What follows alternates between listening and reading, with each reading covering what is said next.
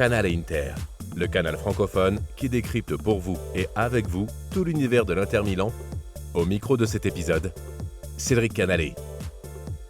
Ciao à tutti et bienvenue dans la rediff du live de Canal Inter qui était en ce lundi 28 juillet sur Twitch et sur YouTube comme d'habitude. Là vous nous suivez sur Spotify ou YouTube en vidéo ou sur les autres plateformes de podcast en audio. Live qui était avec Logan, avec Julien et avec Nicolas, 3 des chroniqueurs de la saison 5 de Canal Inter. C'est donc parti pour cette rediff. Donc l'équipe du soir avec les arrobases, voilà, de tout le monde, si vous voulez suivre notre équipe.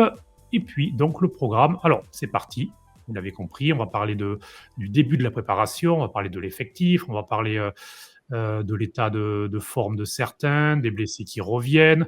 On va surtout parler de cette conférence de presse de Beppe Marotta, le président de l'Inter, et de Cristian Chivu, l'entraîneur de l'Inter, sa première conférence de presse en Italie. Il en avait fait 8, même 9. Oui, parce qu'il y avait 4 matchs, donc 4 matchs de présentation, les fins de match, plus celle d'avant-tournoi pour Cristian Chivu. Donc, c'est sa première en Italie. Lookman, est-ce qu'il arrive ?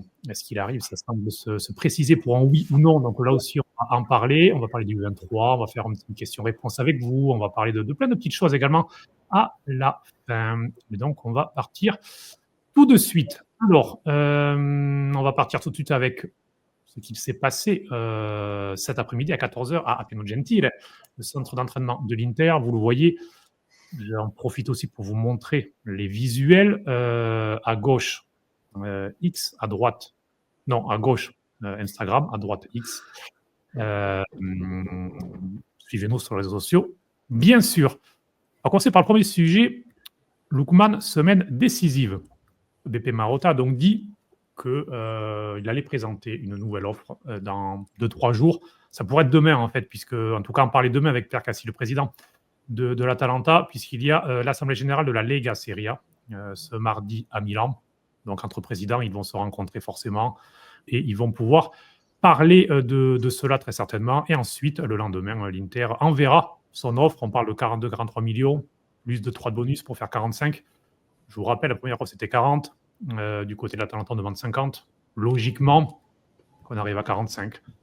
Ça pourrait se faire. Petit tour de table pour commencer. Est-ce que vous êtes confiant ? Nicolas, dis-nous. Oui, globalement, je suis confiant sur l'arrivée de Lookman. Parce que, déjà, ça devient une priorité pour Chivu, car on va en parler après. Il y a probablement un changement de système et il nous manque un joueur comme Lookman dans cet effectif, un joueur qui est capable de provoquer sur 2-3 contacts. En fait, on n'a personne qui est capable de faire ça. Donc voilà, ça c'est pour ça que ça me paraît évident que ça se fasse, surtout que le delta entre les 40 et les 50, il n'est pas énorme non plus. Donc avec les commissions, avec les bonus, franchement, j'y crois. Lookman aurait déclaré sa préférence pour l'Inter en plus. Donc voilà, moi je suis plutôt confiant, je pense que ça peut se faire dans la semaine. En tout cas, c'est ce qu'a dit le président tout à l'heure en conférence de presse. Après, en conférence de presse, le président, je l'ai trouvé dans un exercice classique de début de saison, c'est-à-dire d'abord de l'autosatisfecit. Il s'est félicité des U23, de l'équipe féminine. Il a parlé de l'équipe justement qui a fait 2 finales de Ligue des Champions, qui a les qualités, etc., etc. Et finalement, on a un peu évacué tous les sujets, à part Lookman et Léonie, où il nous a apporté quelques précisions. Mais ça, c'était un jeu de début de saison, c'est un peu normal. Lookman, il arrive, c'est plutôt bien, je pense. Donc voilà. Par contre, ça m'inquiète du côté de la défense, qui pour moi représentait le plus gros chantier de l'intersaison. Et j'ai bien peur que l'arrivée de Lookman à 45 condamne toute autre arrivée ambitieuse, quoi.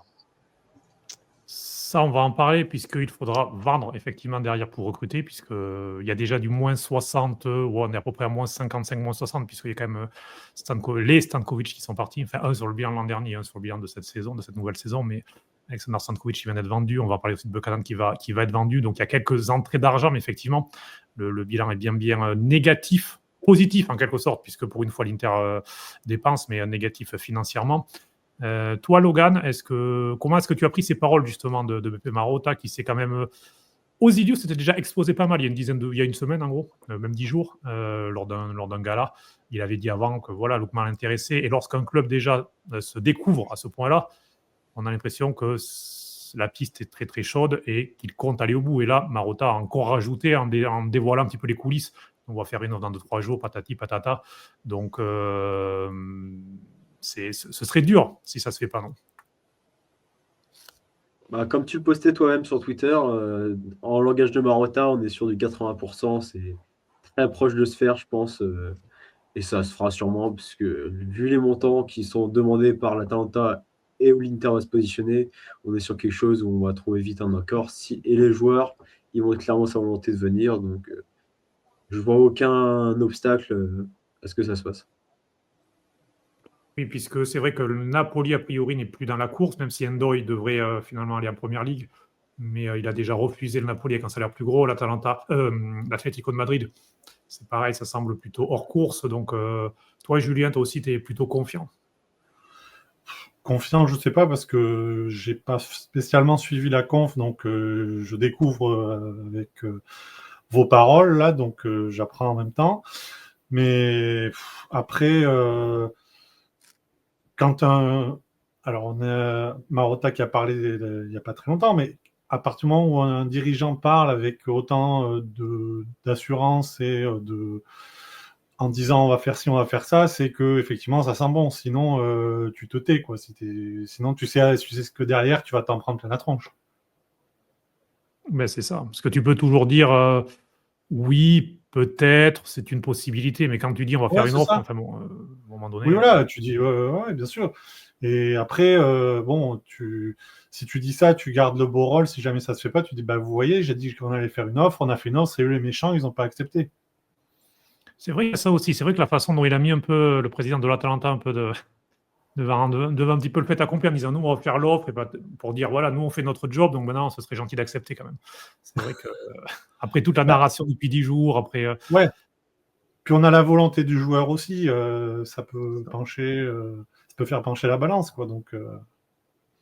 Joueur qui est blessé actuellement, enfin qui est en phase de reprise. Il a eu une petite alerte physique, donc en plus il rate pas d'entraînement actuellement pour l'Inter. Donc l'Inter qui veut boucler le transfert en cette fin de mois pour le récupérer aussi lorsque lui sera apte physiquement pour qu'il puisse tout de suite prendre la préparation et travailler, puisque comme Nicolas l'évoquait, c'est vrai que ça va entraîner sûrement un changement de système, tout ça.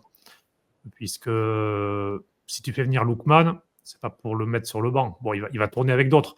On en parlait il y a 10 jours, notamment. C'est vrai que parfois, il jouera peut-être dans un 3-5-2, parfois dans un 3-4-2. Mais je voulais vous amener justement vers le deuxième sujet de cette conférence de presse. Et je vous remets le visuel. C'est Kivu qui est sur le 3-4-2-1. A dit ce ne sont que des chiffres, ce sont les principes qui comptent. Nous voulons être agressifs et verticaux et nous voulons maintenir l'équilibre, une Inter plus hybride, plus imprévisible. Il y a beaucoup de travail à faire, mais les bases y sont. Il a aussi dit que les joueurs étaient des joueurs intelligents, qui étaient des joueurs qui en tout cas étaient prêts à cela.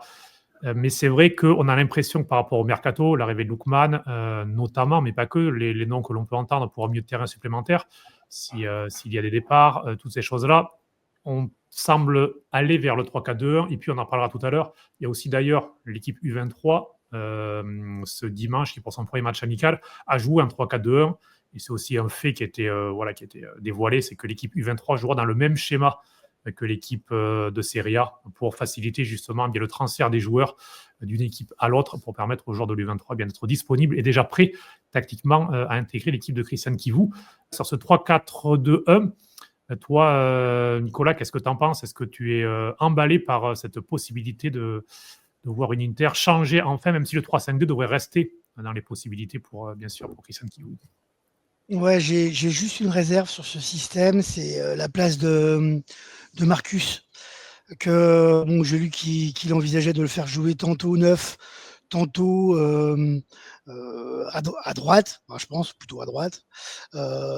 Et dans cette version à droite, franchement, on l'a déjà vu en équipe de France, on l'a déjà vu jouer, même chez nous à ce moment-là, rare fois, mais c'est déjà arrivé. Et ça n'a jamais été concluant, je trouve. Je trouve qu'il est vraiment intéressant dans un rôle à deux devant et dans un système où Lautaro sera seul devant, parce que je vois pas autrement que Lautaro seul devant. Marcus, du coup, je me pose la question. Alors, l'arrivée de Lookman, par contre, valide complètement ce système. Je trouve que c'est un joueur parfait pour le système, mais c'est pas vrai pour Marcus, du coup. Par contre, sur le 3 derrière, je trouve que c'est plutôt rassurant parce qu'on a une défense vieillissante. Visiblement, de toute façon, on n'est pas parti pour la renouveler. Et rester sur une assise à 3, par exemple, ça permet de pas écarter Pavard de l'équation. Alors que si tu bascules à 2 derrière, Pavard, en fait, il correspond pas. Il est pas assez bon pour être piston. Il est pas assez bon pour être arrière droit, je le trouve pas très convaincant. Et arrière central dans une défense à 2, Pavard, bof. Et puis pas que Pavard, en fait, hein, tous nos vieillards, c'est pareil. Donc voilà, donc le système à 3 derrière, je le valide, dans le sens où, de toute façon, on est parti sur l'idée de pas renouveler la défense. J'espère me tromper, mais j'ai l'impression qu'on est parti sur cette idée-là. Et comme on part sur cette idée-là, et plutôt de renouveler en fait l'animation offensive, ce que je valide d'ailleurs, la défense, je validerais aussi, mais renouveler l'animation offensive, c'est une bonne idée. Donc le système, je le vois plutôt bien dans ce sens-là. Par contre, je m'inquiète sur les 2 du milieu. J'ai peur qu'on se fasse quand même régulièrement manger. Voilà. Ou alors ça veut dire que sur les 2 du 3-4-2-1, les 2, il y a un qui est un peu plus défensif, qui vient prêter main forte aux 2 du centre. Enfin, voilà, voilà, là tu l'affiches à l'écran et c'est plus explicite comme ça, parce que sinon c'est difficile de parler un peu, c'est un peu abstrait. Mais bon, là on voit bien que le rôle de Lookman, on voit bien dans quel sens il va. Si Lookman, il joue dans un rôle, pour les plus vieux, un peu la Djorkaeff, pourquoi pas ce système? Parce que ça voudrait dire que Thuram serait capable de prendre une position plus haute. En fait, ça va dépendre comment on utilise Lookman. Si on l'utilise pour moi, ses qualités, ça invalide ça, parce que pour moi, c'est pas un Djorkaeff, Lookman. C'est un dribbleur, c'est un percuteur, c'est pas un 8,5. C'est un 7, c'est un 11, si tu veux, si on parle dans l'ancien football, mais c'est pas autre chose que ça. Et c'est déjà pas mal. Donc voilà, c'est mon inquiétude par rapport au système. Maintenant, voir un changement de système, je crois qu'on est tous contents de ça quand même. Logan, est-ce que tu es content de ça, de cette possibilité-là, effectivement Alors encore une fois, ce ne sera pas forcément... Après, on parlera de l'autre possibilité, puisque, qui vous l'a dit d'ailleurs, parfois ce sera à 2, parfois à 3 milieux de terrain. Mais si Lookman arrive, c'est toujours avec ce « si », bien sûr, il faut le préciser, mais si Lookman arrive et que l'on va vers cette organisation-là, est-ce que pour toi, elle est viable pour l'Inter, notamment, j'ai envie de dire, dans les grands matchs, puisque dans les grands matchs, souvent on met les meilleurs joueurs, donc on peut s'attendre à ce que dans les grands matchs, il y ait ce trident, puisque ce sont 3 joueurs très très forts, Lookman, Lautaro et Thuram. Donc est-ce que pour toi, est-ce que c'est viable? Est-ce que toi aussi tu es curieux, tu as envie de voir ça? Alors, est-ce que c'est viable défensivement? On pourra se poser des questions. Il va falloir voir si Barella Çalhanoğlu, comme on l'a dit, Nicolas, ça fonctionne bien et c'est pas trop offensif. Et si défensivement ça fait le taf avec les 3 derrière, plus les pistons. Moi, c'est un système qui me plaît assez sur un point, c'est que ces derniers temps, l'Inter, chaque attaque était construite de la même manière. On cherchait souvent à aller sur les côtés et à centrer, et c'était souvent prévisible, et ça manquait de joueurs qui rentrent à l'intérieur, ce que pourrait proposer Thuram et surtout Lookman dans cette position. Puisque moi, les centres, à chaque action, me dire qu'on va faire un centre, j'en peux plus. Et je voulais rebondir sur autre chose aussi, c'est que Nicolas parlait de Thuram à droite, tu l'as montré sur ton graphique aussi. J'ai plus de dos sur Thuram à droite, moi je le verrai plus à gauche. J'ai déjà pu le voir à gauche à Guingamp, c'est une position qu'il préfère. Il a été post-formé aussi, même à Sochaux, je crois, à cette position, plutôt sur la gauche, en ailier.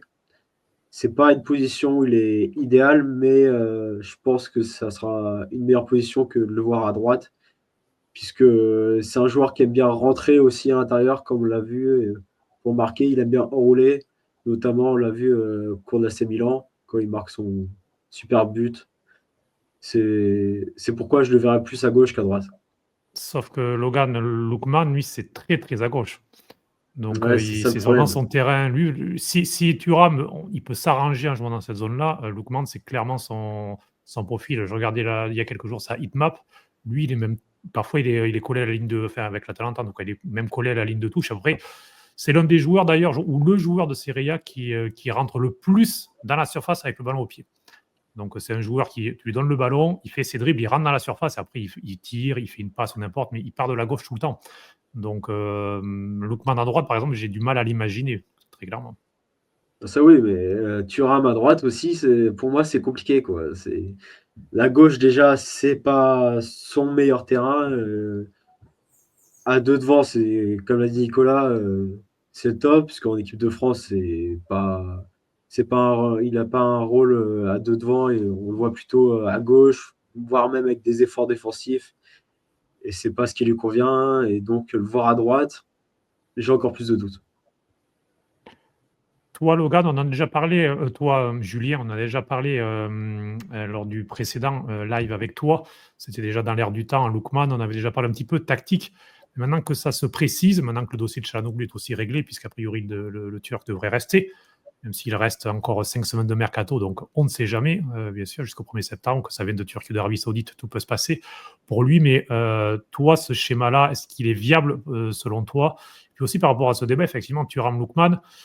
Et puis aussi le débat Lautaro, puisque selon moi, Lautaro, si on fait ce système-là, Lautaro devra se sacrifier défensivement, puisque bon, Lookman défensivement, je pense que vous le connaissez tous, c'est pas Gvara au PSG, quoi. C'est pas le gars qui fait 50 mètres de retour en phase défensive, qui fait un gros pressing. Il fait le job, mais bon, il le fait tranquillement. Marcus Thuram fait du job défensif, mais c'est pas extraordinaire non plus. Donc, puisqu'il manque un milieu de terrain par rapport à avant, c'est clairement Lautaro qui va devoir faire des retours pour aller par exemple sur le registre adverse, des choses comme ça. Donc il va devoir beaucoup se dépenser, encore une fois, le capitaine, pour essayer d'équilibrer cette équipe. Donc il y a aussi cette équation-là. Est-ce que ce trio-là est complémentaire? Alors déjà, juste, je réagis sur ce que disait Nicolas au départ. Ça fait du bien d'entendre quelqu'un qui parle avec des termes à l'ancienne, c'est un 7, c'est un 11 et tout ça, tu vois. J'ai l'impression que le football d'aujourd'hui, moi, j'entends plus ça, j'ai envie de pleurer, quoi. Tu vois, c'est agréable. C'est pas un 32 comme dit Marco, quoi. Ou un 95 parce que là, c'est plus dur. Un 32 comme Vieri, je préfère. Et donc, ouais, après, là, tu mets le 3-4-2-1, mais je vois plus, moi, un 3-4-3. Parce que les deux derrière Lautaro, c'est pas des organisateurs de jeu, c'est pas des numéros 10, c'est pas des milieux, quoi. Et c'est pas des ailiers non plus. Donc, c'est pour ça que je vois plus un 3-4-3, moi. Et après, comme disait Logan, ouais, Marcus, il a plus été formé en tant qu'ailier gauche à Guingamp et à Sochaux. Mais je pense que sa place, effectivement, il a ses repères devant. Hein, pour faire de la paraphrase, on a vu en équipe de France, sur les côtés, ça va pas. Et qui que ce soit qui soit à côté de lui, c'est plus son rôle. Il a plus les repères pour faire ça. Donc, je pense que il va quand même rester central dans ce schéma-là. Bon, après, un schéma, c'est qu'un dessin. Hein, sur le terrain, ça bouge. Et je vois plus les pistons être vraiment ailiers et les deux joueurs offensifs au centre du terrain. Et pour aller sur les milieux, je le disais l'autre fois, mais il nous manque un profil de vrai 6 à l'ancienne, quoi. On n'a pas ça. Et ça va manquer parce que les joueurs qu'on a au milieu, je ne sais plus qui disait ça, mais ça va être facile de les traverser sur des contre-attaques ou sur du box-to-box. On va galérer. Hein. Alors du coup, est-ce que milieu à 2 ou milieu à 3, puisqu'il y aura toujours la possibilité, et j'en profite pour introduire le commentaire de notre Nelazzolo 32, on reste en 3-5-2, on regarde les trois attaquants se battre pour 2 places. Alors, du coup, est-ce qu'on fait ça? Je vous le montre tout de suite. Hop. Et là, c'est quelque chose que l'on connaît, que l'on reconnaît bien tout de suite. On retombe dans nos habitudes de 6 ans, de 3-5-2. Avec ce schéma, qu'est-ce qui change? Donc Çalhanoğlu qui repasse Regista puisqu'il reste. Parce que moi, l'histoire de Çalhanoğlu trequartista, numéro 10 derrière les attaquants, j'y crois pas. Et surtout, j'espère pas, puisqu'il l'a déjà fait par le passé lorsqu'il était plus jeune. Et c'était pas convaincant dans la durée. Il n'a jamais été régulier en numéro 10 ou en ailier, que ce soit au Bayer Leverkusen ou à l'AC Milan. Il s'est épanoui avec régularité en Regista à l'Inter. Il a pris des années, donc en plus, il a un peu moins de vitesse dans un rôle trequartista, j'y crois pas. Par contre, le remettre dans cette position-là, avec autour de lui Barella et Sozic.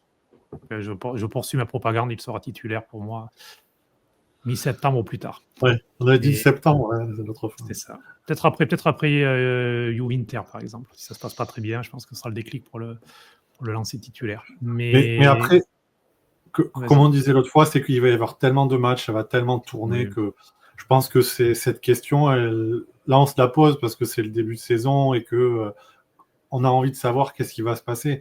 Mais il va y avoir tellement de turnover et de matchs. On a vu cette saison déjà, il y en avait 174 que tout le monde va jouer, quoi. Il y aura des blessés, il y aura des suspendus, il y aura des mecs hors de forme. Donc Bah justement, c'est un critère d'inquiétude parce que quand tu vois l'âge moyen de l'équipe et finalement le non-rajeunissement de toute la base défensive, parce que devant ça va à peu près. Ouais, je parlais de devant là. Ouais, bah devant, effectivement, c'est pas trop le souci. Devant, ça va. Mais derrière, par contre, c'est un vrai problème. Non. Et c'est peut-être ce qui peut inciter Kivu à repartir sur ce 3-5-2 qu'on maîtrise. Moi, ce que je crains dans ce début de saison, vu qu'effectivement on est au moment de l'expectative, donc c'est que on débute pas forcément très bien, parce que quand même, je pense qu'on a le moral dans les chaussettes, que c'est pas si simple que ça. Même nous, on l'a, donc je pense que les joueurs, il y a un spleen. C'est pas si simple que ça de se relancer. Et il suffit que qu'ils vous mettent son nouveau système une fois ou deux et que ça se passe moyennement. La Juve arrive après. Et voilà, je pense que c'est aussi une hypothèse de repartir sur un 3-5-2 parce que ça va sécuriser l'équipe, ça sécurise nos vieillards, ça sécurise notre milieu de terrain. Par contre, l'inquiétude de ce système, et c'est Logan qui disait, et moi je suis entièrement d'accord, c'est qu'on est tellement lisible. Dans ce système, maintenant, on est tellement lisible, on fait tout le temps la même chose. Je pourrais même décrire l'action, parce que tout à l'heure, Logan dit on passe sur les côtés, oui, mais on les passe pas n'importe comment. On les passe toujours de la même manière. Nos défenseurs trouvent Thuram garde le ballon, il remet sur un des deux du centre, qui bascule en général sur la diagonale opposée. On fait toujours la même chose. Toujours. Et si on repart sur 3-5-2, on va repartir sur le même délire. Donc voilà, moi je pense que la question va jouer là-dessus. Pourquoi pas ce 3-4-3, parce qu'en fait c'est plutôt un 3-4-3. Moi je suis assez d'accord avec ça. Et pourquoi pas? Mais moi je crains que on se fasse défoncer au milieu de terrain et que très rapidement en fait on vienne à la raison. Oui, mais ce que disait Logan tout à l'heure, c'est que moi ça me faisait penser aussi à la dernière saison de Spalletti, quoi. Les centres de Candreva d'un côté, de Perisic de l'autre, et vas-y, Icardi marque. C'est vrai. Et Lautaro de temps en temps, puisque la dernière saison de Spalletti, en plus, c'était avec la crise Vandanara, au mois de février, la blessure, la fameuse blessure au genou de Mauro Icardi. Enfin bon. Puis le match contre Empoli pour finir avec D'Albert. D'Albert, transition, Luis Enrique, non, pas encore. On attend un peu. Elle était belle, la transition, je l'avais trouvée. Je m'étais créé une transition parfaite, mais on va attendre. On y a tous pensé. Ah bah, ça. C'est ça. Donc, si je vous demande, bien sûr, ça va changer, mais si je vous demande, on est à Football Manager et on fait l'équipe. Je vous remets les deux équipes. Du coup, vous votez pour laquelle? Allez, si vous espérez que Kivu va travailler principalement laquelle? Ce 3-4-2-1 ou 3-4-3 ou ce 3-5-2 que l'on connaît un petit peu plus? Tour de table, allez-y. Réponse sèche. Logan. Le 3-4-2-1. Je le remets. Donc, toi, tu votes pour celui-ci. D'accord. Nicolas? Moi, je vote pour le 3-5-2 d'entrée et en cours de saison, on le fait évoluer dans un autre modèle. Donc, comme ça, puis comme ça. Julien? Moi, pour le 3-5-2, parce que j'ai toujours été un fervent d'avoir deux attaquants sur le terrain. Et comme disait Nicolas tout à l'heure, avec la défense qu'on a, il faut avoir quelque chose devant qui colmate aussi un peu les brèches. Et même si on n'a pas ce fameux 6, là, il n'y aura pas 50 solutions, malheureusement. Et repartir avec 4 Cherby titulaires, moi, ça me fait flipper, je vous le dis direct. Carrément. Surtout si tu veux jouer à 40 mètres de ton but avec une défense haute. Ah ouais, non. Titulaire, Devra y encore, pourquoi pas, mais à Cherby, c'est plus possible. Et Non, ouais. pour moi, c'est la piste prioritaire. Franchement, je suis assez surpris parce que je pense qu'on s'écarte de ça. On avait été chercher, en tout cas, on avait été chercher l'hypothèse de Léonie. Après, Ouais. pour moi, le montant du transfert de Léonie, c'est Oh n'importe non. quoi. Oui. C'est comme Bonny, hein, je trouve qu'on l'a surpayé aussi. Bon, bref, Ah ça oui, c'est autre oui. chose. Voilà. Mais par contre, je pense que ça m'inquiète vachement qu'on réfléchisse pas derrière. Parce que Palacios, il est revenu, mais il va repartir. Tout le monde le sait. Enfin, je sais même pas s'il est revenu. Van Eusden, on l'oublie. Donc, en fait, on repart Lui, il va avec les partir. mêmes. Il va Oui, partir, de toute façon. Voilà. On repart et avec les mêmes. Et peut-être apparemment, il n'y a pas d'imagination. Quoi. Donc, peut-être Bissek sortirait, non? Plutôt C'est le pas. seul qui a de la valeur marchande. C'est le seul qui a une valeur marchande, mais le truc, c'est que Bissek te coûte très peu au bilan parce qu'il a un salaire faible, il a un amortissement faible. Donc, il serait plus à essayer de sortir Pavard, a priori. Je pense qu'il commence à fuiter, mais c'est compliqué puisque Pavard a un gros salaire. Donc, voilà, ça, à part l'Arabie Saoudite, c'est pareil. La PL, je ne vois pas trop quelqu'un est sur lui. Vas-y, Logan. Et il me semble que Bissek veut rester à l'Inter pour être dans la sélection allemande pour la Coupe du Monde de U26. Oui, il préfère la stabilité, effectivement, il a raison, puisqu'il sait qu'il jouera, peut-être pas titulaire effectivement tous les matchs, mais s'il fait sa trentaine de matchs dans la Il a saison, envie il a de toutes jouer les au chances. volet de nouveau. puis moi, sportivement, je préfère garder Bissek que Pavard. Hein. Je sais Et pas. c'est vrai que Pavard veut aussi rester, a priori. D'ailleurs, Benjamin Pavard, tout fraîchement marié, donc on en profite pour le saluer, parce qu'il a eu un très très beau mariage tout en blanc. C'était une très très belle photo dans les Pouilles, je crois, il s'est marié d'ailleurs. Donc voilà, mariage italien pour Benjamin Pavard qui, effectivement, après personne ne veut partir, on a l'impression. Bon, Çalhanoğlu, il y a eu la Ouais, tiens. rotation. Lui, il voulait sûrement, mais il a compris que du côté de Galatasaray, il n'y avait pas l'argent. Du coup, il s'est résigné. Puis, il y a eu cette communication marche arrière de sa part, déjà de la part de l'agent, qui après avoir fait 18 voyages et compagnie à Istanbul, a dit non, on n'a pas rencontré les dirigeants de Galatasaray. Il nous prend Et vraiment puis, pour des couillons quand même. Hein. c'est ça. Parce que le coup de son meilleur ami journaliste qui a confié. Enfin, c'est vrai que je trouve qu'il en a fait des caisses quand même, Tchala. Et bon, là-bas, j'ai rien contre lui ni pour lui, mais j'avoue que j'ai trouvé ça un peu grotesque. Tout comme la réconciliation très roman photo, je trouve, Ouais. de ce début là. Franchement, c'est rigolo. Après, faut prendre sa distance, quoi. Hein, mais c'est le football moderne, quoi. C'est ça. Il faut tout un petit peu. C'est-à-dire, si tu fais pas c'est quelque chose aussi qui m'a fait pas mal rigoler. Lorsqu'il nous a dit est parti, tout le monde qui vérifiait si les joueurs le remerciaient sur Instagram ou pas. C'est la course au nombre de messages ou pas. Là, c'est pareil. Il fallait que Lautaro et Tchala fassent quelque chose pour montrer au monde entier qu'ils étaient réconciliés, parce que sinon, c'était la crise et c'était pas possible qu'ils puissent jouer ensemble. il y avait eu un début de scandale parce que Thuram, il avait liké un truc de Tchala. C'est ça. Enfin, je veux dire, ça devient vraiment grotesque. Mais ça. bon, voilà. Donc après, la réconciliation, tant mieux. Après, on va pas se plaindre non plus. C'est le journalisme des années 2020. Hein. Attention, telle personne a mis ça sur Instagram, il a liké, ça veut dire que et vas-y que je te fais des articles. Hein. C'est ça. Non, mais on est exactement tombé là-dessus. Et c'est vrai que c'est pas parce qu'ils ont fait cette photo qu'ils sont réconciliés. C'est comme s'ils ne l'avaient pas fait, ça veut dire qu'ils ne l'étaient pas. Enfin, voilà. Bien sûr. C'est des grands professionnels, ils se sont parlé. Juste après la photo, il y a des casse-toi connard. Hein. C'est clair, on connaît pas les coulisses, c'est tout à fait possible en plus. J'ose croire que les deux sont assez intelligents pour avancer collectivement. De la part, franchement, j'y crois en plus. Je pense que Lautaro, il a vraiment une âme de capitaine dans cette équipe. Il porte quelque chose. Enfin voilà, donc moi je suis certain qu'il est dans cette idée de cohésion.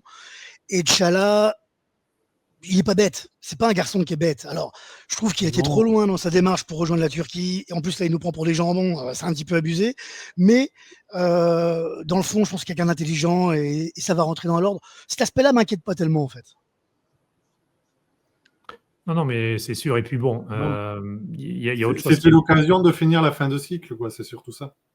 Oui, et puis si tu veux installer un milieu à deux, c'était le moment, parce que est-ce que Çalhanoğlu peut gérer ce rôle de médiane, ou comme on dit, dans un milieu à deux? C'est une grande question. Est-ce que physiquement, est-ce que sa dernière saison physiquement, Logan, je pense que tu es d'accord avec moi, ça a quand même été compliqué. Il était toujours là pour franchement, les pénaltys. Par contre, le Napoléon contre, mais les pénaltys plus les corners, parfait. Et s'il devait partir, ce sera un grand manque, parce que tu te dis du coup qui va tirer les pénaltys. Et là, tu es un peu en angoisse quand tu vois l'équipe. Ça, oui. Mais dans le jeu en soi, que ce soit avec et sans ballon, on a quand même eu un Tchala à 50% la saison passée. Ouais. Bah, il a connu des.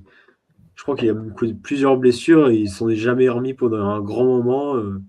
Il était fantomatique sur le terrain et quand il était présent, c'était pas forcément pour les bonnes raisons qu'on le voyait.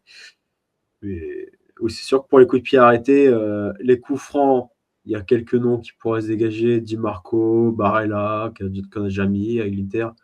C'est sûr que les pénaltys, j'irais très à reculons. Lookman, Il il les faudrait tire. choisir le nom. Tu te souviens pas la polémique avec Gasperini qui est en Ligue des Champions, Lookman le tire contre Bruges d'ailleurs, et il le tire mal. Et à la fin du match, Gasperini dit c'est le pire tireur que j'ai jamais vu, je ne sais pas pourquoi il a pris le ballon. Donc il a dézingué. Et d'ailleurs, Lookman derrière, on va dire, n'a pas fait de polémique. Et d'ailleurs, si, dans le fait qu'il parte maintenant, il le rappellerait a priori aux dirigeants en disant moi j'ai rien dit après ça aussi, j'ai rien dit à Nout quand vous m'avez bloqué alors que le PSG me voulait, j'ai rien dit lorsque Gasperini m'a quasiment accusé de l'élimination alors que l'Atalanta était déjà quasiment éliminé lorsqu'il rate le penalty. Donc voilà, et donc pour service rendu, il demande aussi à partir par rapport à cette polémique. Mais non, pour répondre brièvement, non. D'ailleurs, on peut en vouloir un petit peu à l'ADA d'avoir refusé en août, parce que s'ils avaient pris Lookman en août, ils n'auraient pas pris Kvara, et bon, bref. Il n'y aurait que 3-0, tu veux dire, c'est ça? Je sais pas, ouais, c'est vrai que vu le match, putain, quelle honte. Bon, bref, stop, ça n'existe pas, ça n'a pas existé. Non. Tu crois que ça les aurait empêchés de le prendre pendant l'hiver? Non, pas forcément, effectivement, tu as raison. Voilà. Mais peut-être qu'ils en auraient eu moins besoin. C'était dans ce sens-là, tu vois. Oui. Ouais. Ils sont peut-être même pas été en finale après tout, parce que ça passe ric-rac, il faut le rappeler quand même. Après, Kvara, il n'est pas important dans les 2 derniers matchs, puisqu'il n'était pas qualifié en Ligue des Champions. Donc, mais bon, peut-être qu'en 8e, on ne sait pas. Contre Liverpool, enfin bref, on ne va pas refaire l'histoire de toute façon. Ça. Le mois de mai avait 30 jours en 2025. Vivement Inter-Roma, voilà. Exactement. Voilà. Pavard, Bissek, Bastoni, ça vous intéresse pas? Non. Si, pourquoi pas? Non, non, merci. Parce que le problème, c'est que c'est 3 joueurs de ballon. Et puis Bissek au centre des 3, ça me fait encore plus peur. Parce que les erreurs de concentration. Bastoni dans l'axe, pourquoi pas? Ouais, mais il est gaucher. Ah bah oui, ça c'est sûr que. oui. Ça, c'est le problème. C'est pour ça que pour moi, ça invalide les 3. Mais les 3 associés, pourquoi pas dans l'absolu? C'est les 3 qui courent à peu près vite. Oui, parce qu'on a vu Darmian à la Mondial des clubs, c'est vrai que il a fait le job, mais bon, c'est compliqué quand même maintenant pour lui. Bon, il n'avait pas envie aussi, je pense. Personne n'avait envie. Oui. Mais... Il y a Carlos aussi, hein, oublions pas. Oui, il est pas mal en plus. Oui, Carlos Ambacetto dans la défense à 3, c'est pas mal. Mais bon, pour moi, Bastoni doit toujours être dans son rôle, puisqu'on l'a vu d'ailleurs en national, lorsqu'il joue au milieu des 3, du coup, il perd, je sais pas, 30-40% de son efficacité, puisqu'il se retrouve, il ne peut pas se projeter. Et lui, balle au pied, il est tellement plus fort que c'est peut-être le meilleur défenseur en Italie sûr, top 3 mondial, dans ce rôle-là. Donc, toi, Logan, est-ce que tu l'imagines, cette défense ou pas? Bah, quand tu regardes Bissek physiquement, tu te dis qu'au centre, ça pourrait être sympa, mais quand tu regardes Bissek, ce qu'il a fait à l'Inter, ce qu'il faisait déjà, notamment au Danemark, c'est un joueur il court très vite, oui, mais vers le but adverse, parce que c'est un joueur qui se protège beaucoup, qui aime il aimait beaucoup aller tirer, j'avais vu au Danemark. Donc dans une zone de force, un rôle central comme ça, c'est terrifiant un peu. Donc cette défense, alors après cette défense, il faudrait que Bissek passe vraiment un cap. Si Bissek passe un cap dans le marquage, alors même si on puisse passer de la zone et compagnie, mais vraiment sur le marquage, sur la concentration, il a fait quelques gros matchs avec des champions au niveau concentration. Moi, je me souviens contre Arsenal où il avait joué à gauche des 3. D'ailleurs, il avait Darmian à côté de lui, donc c'était assez expérimental comme doublette à gauche. Franchement, face à Saka, ils avaient vraiment bien assuré. Donc lorsque Bissek est vraiment concentré à 100%, pourquoi pas? Mais est-ce que Bissek est capable de faire ça sur une saison? Moi, j'ai des doutes. Après, qu'il nous fasse mentir. Mais... chez les U23, il n'y en a pas des défenseurs intéressants? Il n'y a pas un grec, là, Nicolis? Comment il s'appelle? Il y a Arlet Cecconi qui est dans la défense, qui est italien. Ouais, mais il n'y avait pas un grec qui est capitaine, là?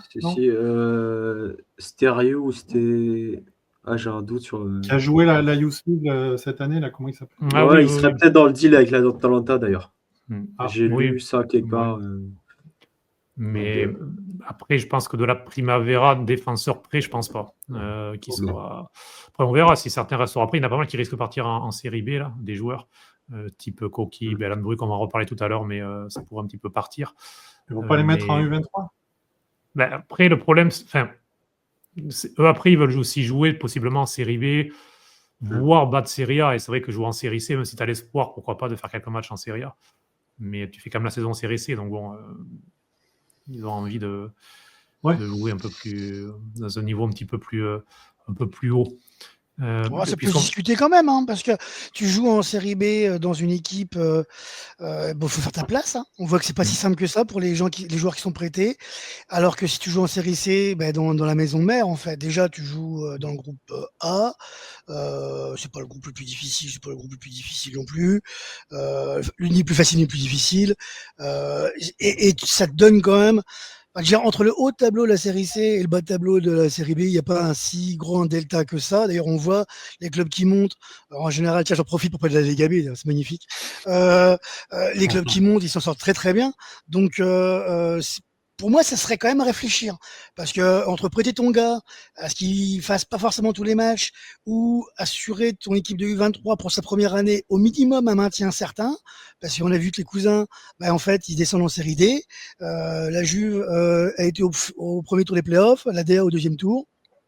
Des phases régionales, pas des phases nationales. Et du coup, pour moi, ça se réfléchit quand même, l'hypothèse de Julien de jouer en U23. Oui, non, mais ça, je suis d'accord avec toi. D'ailleurs, j'en profite, transition, je vous montre le groupe A, dans lequel est donc l'Inter U23, qui s'appelle Inter U23. Pendant des semaines, il y avait des rumeurs de noms. Finalement, ils ont fait simple. Je trouve que c'est mieux, parce que pourquoi créer un nom Du coup, j'ai vu le grec, là, c'est le numéro 6, Alexiou. Ah oui. Tu as raison, Alexiou. Tu as raison. Après, c'est vrai qu'il y a aussi Stabile comme défenseur qui semble pas mal, mais bon, c'est pareil. J'ai du mal à l'imaginer déjà prêt pour la Serie A.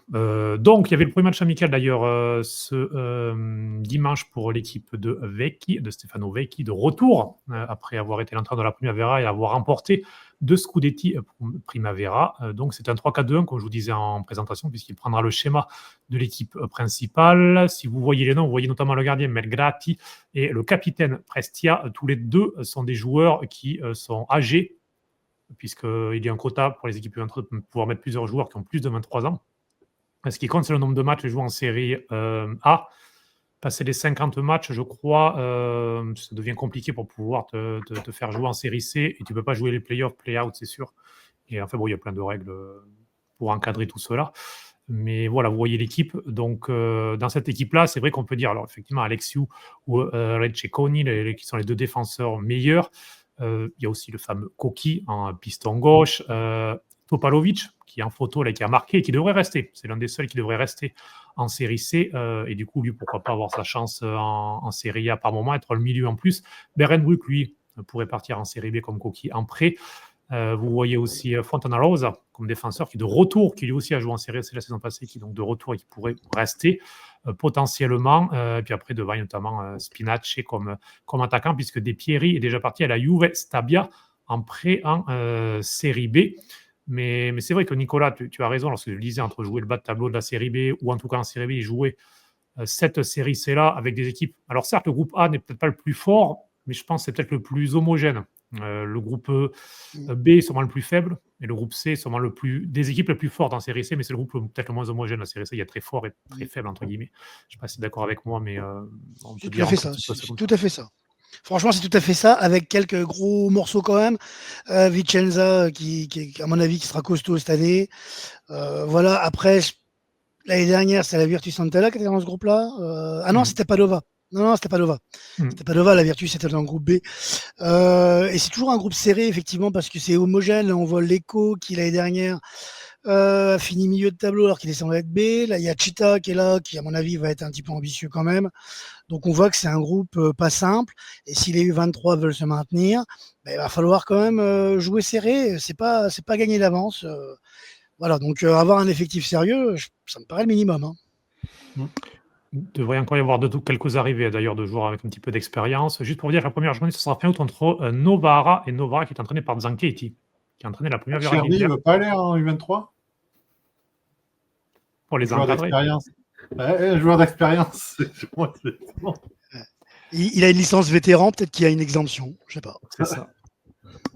Aslani va finir là. Ah non, mais lui, il faut qu'il s'en aille. Hein. Il veut pas. Ah non, aller- Aslani, il doit partir absolument. J'ai vu d'ailleurs qu'il En qui- Espagne, là, il il- veut pas ouais, y aller. ouais, il y a les embrouilles apparemment parce que lui, il y a les offres, mais que de l'étranger. Tu penses bien que les mecs qui l'ont vu jouer chez nous, ça vaccine quand même pour foutre 15 millions sur un gars comme ça. Donc j'espère quand même qu'il va renoncer à son ambition de jouer en Italie parce que sincèrement, je vois personne poser 15 pour Aslani. Transition tout trouvé, Logan, on va parler un petit peu de qui. Parce qu'on a parlé de qui va arriver. Lookman, potentiellement, probablement. Ensuite, est-ce qu'il y aura un défenseur ou pas? Léonie, De Winter, autre, on verra. Ce ne sera pas Anco, puisque Anco a signé à l'Atlético de Madrid, finalement. C'était un nom qui revenait tous les 3-4 mois à l'Inter, donc c'est terminé, au moins pour un an. Chalobah, peut-être. Ça vous manque pas, Chalobah? D'habitude, tous les ans, à peu près, on avait le droit. Mais donc, il devrait y avoir plusieurs départs avant peut-être une arrivée, et Aslani, clairement, en tête de liste pour un départ. Alors, je vais juste parler d'arrivée, puisque tu viens de parler de Winter. De Winter, ça ne devrait pas se faire, puisque Bissek compte rester, Pavard veut rester aussi, et n'a pas de prétendant, vu son salaire, son âge et sa valeur. Donc, De Winter, c'est même plus un nom associé à Inter, je pense. Et donc, pour ce qui concerne les départs, tu l'avais dit, Buchanan à Villarreal, c'est fait. On va recevoir 9 millions plus 20% à la revente. Ce qui, pour moi, vu ce qu'il a produit, c'est très bien vendu. Du côté d'un joueur qui est en fin de contrat, dont son frère va rester, Seba Esposito. Lui, ça serait plutôt au final vers Cagliari. C'était un dossier qui s'était refroidi du côté Sardes, mais au final, ils reviennent. On parle de 7 millions, ce qui est encore pas trop mal pour un joueur qui est en fin de contrat. Il y a 2 clubs aussi dont les noms, ces derniers jours, on en a parlé un peu, mais ce pas des pistes qui sont très chaudes pour moi. C'est l'Ajax et l'Udinese. Mais je pense que Cagliari, ça devrait se faire, puisque la Fiorentina, je crois qu'on n'en parle plus trop de ce côté-là. Sinon, on parlait de Palacios. Le club qui est très chaud sur Palacios, ça serait l'Olympiakos. Et on parle aussi d'un promu, Sassuolo. Et en Espagne aussi, Girona et le Feyenoord qu'on a affronté l'an dernier en Ligue des Champions.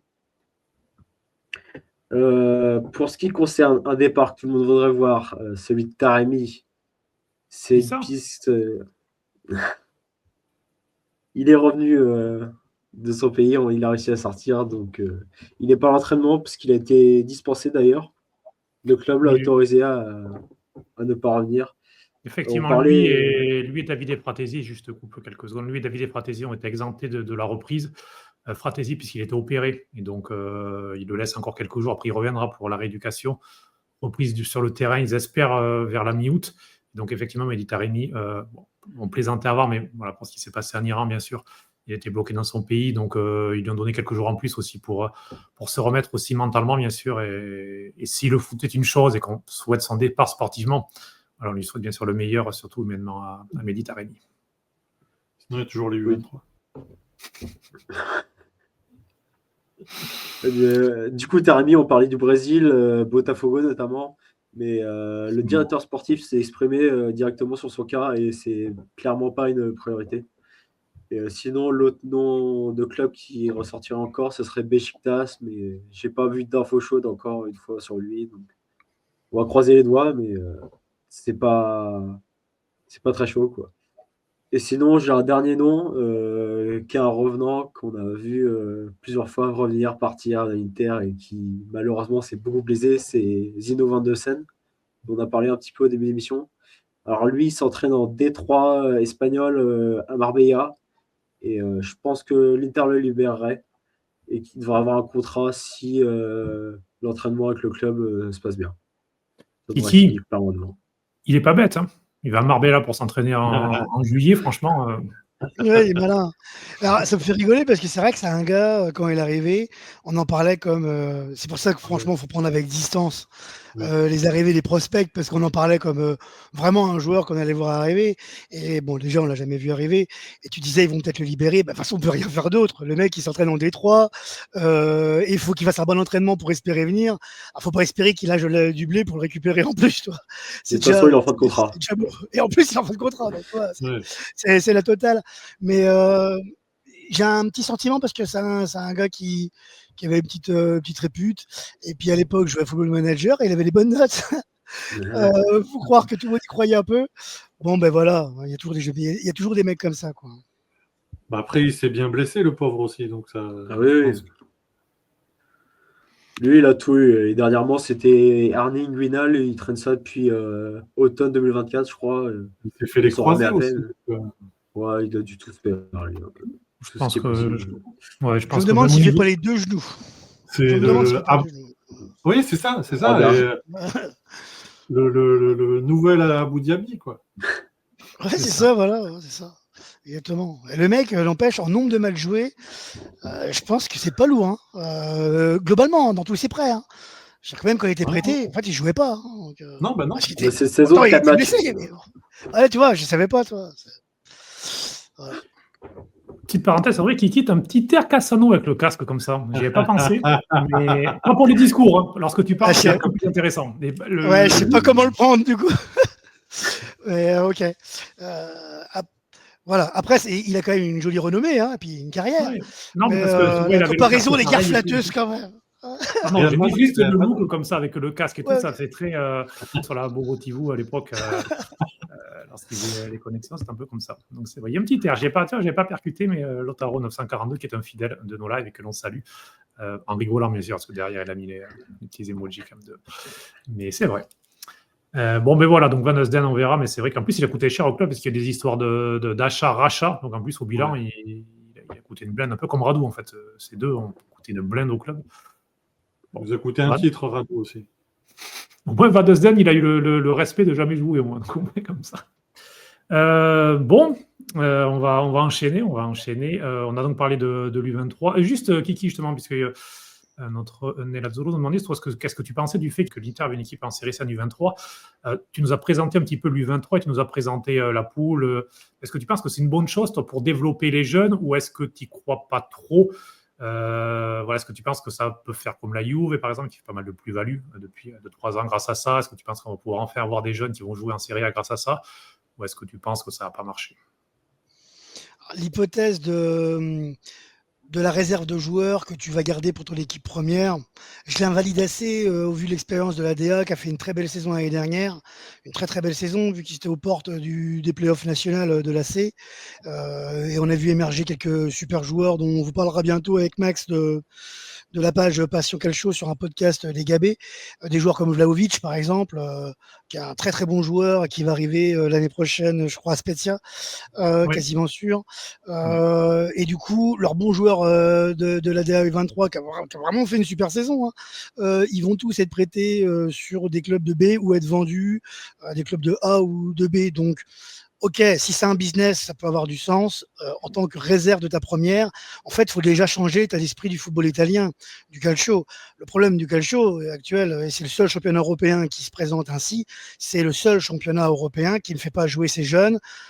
Et nous, on l'a vu avec tous les jeunes qu'on a eus, mais c'est valable pour n'importe quel club de Serie A, et limite même de Lega B. Alors, c'est moins vrai en Lega B, bien sûr. Mais c'est un peu vrai. On voit que Palermo, par exemple, des planches, en fait, ils vont pas le faire jouer, ils vont probablement le prêter. Donc voilà, donc c'est une question de philosophie du calcio italien de manière générale. C'est-à-dire, si on croit que créer une équipe U23, ça va être une meilleure gestion de nos jeunes, je pense qu'on se trompe. L'idée, c'est comment on va les incorporer dans l'équipe Fagnon, et on voit que c'est compliqué. Comment on gère Pio cette année, comment on gère Salvatore, comment on a géré nos anciens jeunes. Bon, est-ce qu'on va changer d'optique? Parce que Kivou, je pense qu'il peut présenter justement un entraîneur formateur. Il peut être intéressant de ce côté-là. Donc dans ce sens-là, l'équipe U23 elle a un sens. Il faut faire plutôt comme l'ADA ou comme la Juve, plutôt que comme le Milan qui cette année a un peu sabré son équipe. Donc voilà, c'est quelle philosophie on met derrière. Si c'est une philosophie de business, moi j'ai envie de dire, je suis pas trop pour, parce qu'à la base, moi je suis un passionné, je m'en fous du business. Si c'est par contre une politique de stratégie, vraiment de gestion d'effectifs, pour qu'on garde nos jeunes, au lieu de les prêter à Mantova ou à Padova, et de les faire jouer en U23, de les faire perfer, et puis après de les faire monter petit à petit dans l'équipe première, bah là je valide. Donc, premier sentiment, c'est ok, ça marche, on y va, de toute façon on y va. Donc, voilà. Et puis moi, ça fera des matchs à regarder, donc je suis content. Mais voilà, c'est qu'est-ce qu'on met derrière. L'équipe U23 pour l'équipe U23, ça sert à rien. Oui, parce que c'est une dépense, mine de rien. Enfin, il y a des structures, il y a des jours à payer, un staff à payer, des déplacements, l'inscription en série C. Enfin, je crois que pour les clubs de pro qui ont une U23, c'est entre 5 et 7 millions d'euros, je crois, minimum. Mine de rien, c'est un investissement qu'a fait Octree, il faut le rappeler, que ne voulait pas faire Zang et qu'a fait Octree. Et pour prolonger la question de notre Nelazzolo 32, toi, par contre, en tant que passionné justement du calcio, de voir ces équipes U23 s'installer en série C, parce qu'il y a souvent ce débat en Italie, puisque c'est vrai que la série C, c'est compliqué d'aimer parce que c'est compliqué de comprendre. Mais il y a 60 équipes, il y a plein de liquidations judiciaires tous les ans, il y a plein de dépôts de bilan. OK. Mais c'est vrai que c'est quand même plein de. Alors, il y a des clubs historiques, il y a des clubs de village. Par exemple, à côté, il y a la Gianna Elminio, par exemple, qui est le club de Gorgonzola, au nord de Milan. Il y aura un derby contre l'Inter. Mais voilà, il y a des petits clubs aussi comme ça, de villages qui ont très peu d'argent, qui sont en série C. Et voir ces clubs-là chassés un petit peu par des clubs U23, par des équipes U23, qu'est-ce que t'en penses? Et puis, tu cites des équipes et tous les ans, il y en a qui montent. Hein. Il y en a eu l'Eco, il y a eu l'affaire Alpi. Donc, c'est pas impossible qu'ils montent en plus. Hein, parce qu'en plus, ils ont fait une super saison. L'année dernière, ils étaient en play-off, ils ont été loin. Alors, moi, le passionné, il dit que quand on regarde un match sur la Sky en série C, tu vois des stades qui sont plutôt bien remplis, c'est vachement agréable à regarder. Et que quand c'est le Milano Futuro, la DA U23 ou la Juve U23, Next Gen, là, faut dire ce qu'il y a, le stade est vide, il n'y a pas d'ambiance, il n'y a pas de secteur hospiti quand ils jouent à l'extérieur. Donc, non, le passionné, il dit laissons les équipes U23 avec les U23. Après, le fan de l'Inter, il dit autre chose.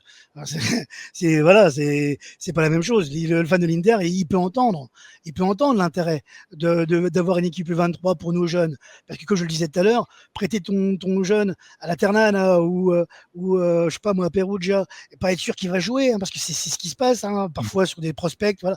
Alors qu'avec toi, tu vas les former dans le système de jouer ton équipe fagnon. Donc là, il y a un intérêt. Voilà. Mais par contre, le passionné de football, il te dirait le U23, c'est avec les U23. Les équipes seniors, c'est avec les équipes seniors. Il y a un mélange des genres qui me déplaît fortement. Oui, donc ce serait plus faire comme en Angleterre, la première ligue qui a son championnat de jeunes. Mais là, on va plus vers le système à l'espagnol, en quelque sorte, qui ont des équipes B qui peuvent aller jusqu'en deuxième division. Et donc, pour répondre à deux questions rapidement d'Italien 205, donc comment ça marche? Alors, l'équipe ne peut pas aller en série A, en fait. C'est bloqué en série B. Ou en tout cas, au niveau, si une équipe pro descend en série B, elle reste en série C, enfin bref. Mais elle ne peut pas aller au même niveau.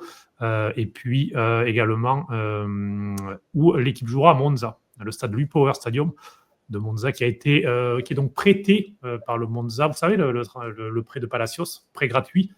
En contrepartie, il y avait le stade du coup pour une saison. Donc voilà, donc Palacios a servi à quelque chose la saison passée. Donc la valeur de Palacios, c'est un stade. Ok. C'est ça. C'est pas mal. C'est déjà ça. Ouais. C'est pas mal, c'est vrai. Au final, il a été plus utile presque que Correa la saison passée au final. Je crois qu'il a mis 2 buts quand même, Correa, que Taremi, qui s'acharne tout le temps pour. Non, mais voilà, donc ça, il jouera à Monza. Après, est-ce qu'il y aura du monde? Non, sûrement. Mais bon, le problème de la ville de Milan, en fait, c'est qu'on ne va pas parler de San Siro, parce qu'on a déjà fait long la dernière fois. Si je vous fais 10 secondes pour vous dire que finalement, ce sera en septembre le vote, puisqu'il y a une énorme crise politique à Milan actuellement et que le maire sait que s'il met au vote actuellement, ça ne passe pas. Donc, si le maire est toujours là en septembre, il essaiera de faire voter par sa majorité qui est déjà en partie contre la vente, mais il va tenter. Mais en septembre. Donc voilà, c'est repoussé. Mais il y a très peu de stades en fait à Milan. L'équipe féminine joue à l'Arena Civica dans le Parco Sempione. Mais le stade n'est pas homologué pour de la série C. Donc, alors pourquoi est-ce qu'il est homologué pour de la série A féminine et pas de la série C? Ça, c'est les mystères des règlements, mais c'est comme ça. Et donc, d'ailleurs, pour vous préciser qu'Octree souhaite aussi construire un stade à Interello. Alors Interello, c'est le centre d'entraînement de l'équipe féminine et aussi actuellement de l'U23, qui est au nord de Milan, en zone Afori, pour ceux qui connaissent. Et donc, plusieurs terrains. Et Octree voudrait à terme construire aussi un stade pour les féminines là-bas. Donc voilà, dans les structures, des terrains vont aussi être achetés à Piano Gentile pour mettre d'ici 2 ans l'équipe U23 à Piano Gentile avec l'équipe de Serie A, avec la Primavera. Donc voilà, il y a pas mal de choses qui se passent au niveau des structures grâce à Octree, comme le préciser, puisque souvent les critiques, ils font aussi des choses bien malgré tout. On passe en bref un petit peu à toute l'actualité. Si vous avez des questions, allez-y, c'est le moment. Julien, c'est à toi, attention. Tu es prêt? Quoi?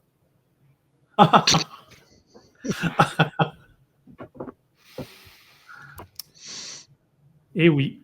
Tu m'as envoyé une vidéo lorsque tu savais qu'on faisait un live. Tu m'as dit, va voir cette vidéo. Alors, tu étais gentil parce que la vidéo, elle dure 1 heure. C'est sur la chaîne je t'ai YouTube. donné juste les 3 minutes. C'est ça, c'est sur la chaîne YouTube de l'Olympique de Marseille. Donc, tu m'as dit, va à la 33e minute. Donc, je vous conseille d'aller sur le YouTube de l'Olympique de Marseille, de voir le premier volet. En fait, ils ont fait un documentaire sur leur saison, en fait, sur la précédente saison. Et vers la 33e minute de ce premier volet, il y a le passage. C'est le troisième volet déjà? Ah, ouais. C'est le troisième. Pardon. Donc, 3e épisode. Donc, ne regardez pas le premier, si vous aimez l'Olympique de Marseille. Après, il a l'air bien fait. Bon, j'ai regardé ces minutes-là, mais bon, après, c'est fait par le club, donc ça se voit, c'est de la com. C'est de la com. Mais c'est sympa. Donc, c'est vraiment été voulu par le président, d'ailleurs, qui a voulu le Sandriquet, qui a voulu le relancer. De Zerbi aussi, c'était l'un des premiers, quand il est arrivé, l'un des premiers jours qu'il a appelé, c'était le Sandriquet, il voulait le mettre au centre du projet, qu'ils l'ont prolongé. Il y a cette image de Bravo Luizito en entraînement, lorsqu'il met un beau but. Donc, moi, après ces 3 minutes-là, j'ai failli mettre le pied dans le bus, Luis Enrique.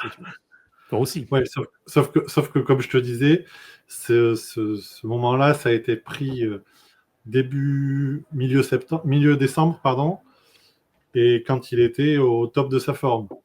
Donc, voilà. Après, on sait la deuxième partie de saison qu'il a faite. Et voilà.